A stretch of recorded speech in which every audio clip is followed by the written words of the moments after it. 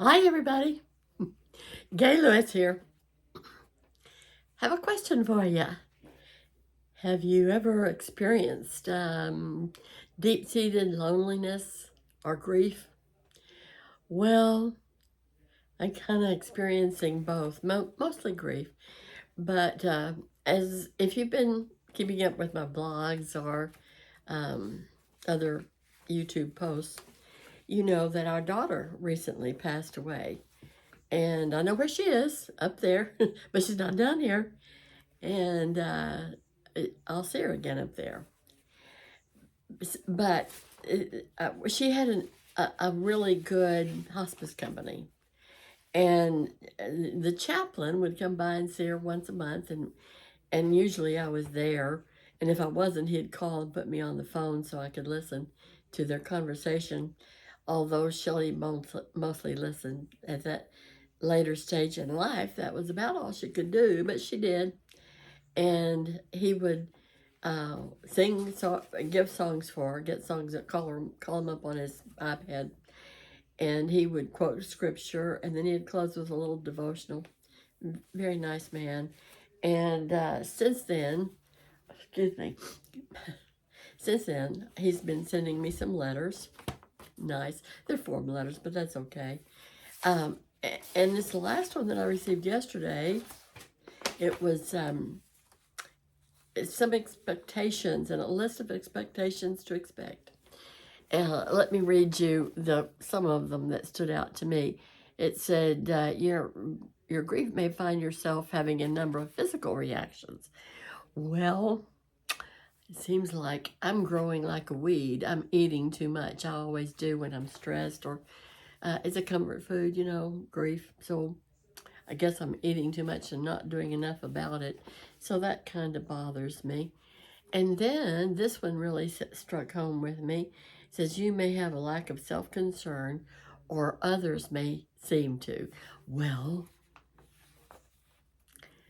I just wonder how many of my family members are thinking about Shelley. She had two sisters. Do they think about her?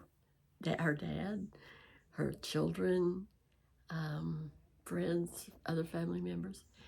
Or am I the only one? It's kind of a lonely feeling to think that maybe I'm the only one who thinks or remembers or cares. Now, I know that's not true, but it seems that way. So it's true to me, right? It's not true, really, but it seems true to me. So I have to kind of think about that and get over it. But I thought it was interesting that it was one of the questions and it's a normal reaction. And gay usually isn't normal, so that's kind of nice to know, right? And then it says here, you may have difficulty thinking. Yeah, that's me. Or um, organization. I'm having a difficult time trying to keep my closets organized. I just can't seem to do it. And making decisions. I've always had a problem doing that. But guess what? Yesterday I went shopping and I bought 3 pairs of shoes. That's unusual for me. It really is. So I came home and I had my new shoes, and my husband said, well, let me see.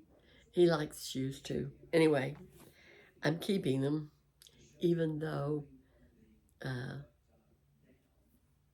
three pair, that's a little excessive. But I seldom find shoes that are, fitful. Well, I'm going to say goodbye. I didn't share a scripture with you today, but one that's hanging on my wall in the bedroom, not in here.